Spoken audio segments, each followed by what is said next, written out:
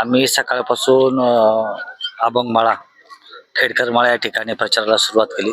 चांगला प्रतिसाद या स्थानिक ग्रामस्थांचा आम्हाला, काकांना आणि मला या ठिकाणी लाभलेला आहे. मतदारसंघात तुमचं वातावरण तयार होताना दिसतंय, वातावरण उचललं जाते. हो, चांगलं वातावरण आहे काकांना आणि मला.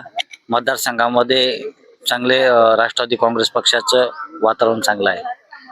काय आव्हान करणार आहे आणि 6 दिवस बाकी आहे. मतदारांना मी एवढंच आवाहन करणार आहे का सर्वांनी वळसे पाटील साहेबांबरोबर आणि राष्ट्रवादी काँग्रेस बरोबर राहिलं पाहिजे आणि विकासाची घोडदौड ही पुढेच चालू ठेवायची आहे. समोरून जे उमेदवार आहे त्यांचं आव्हान वाटतंय का? आम्ही त्या आव्हान या दृष्टीने पाहतच नाही.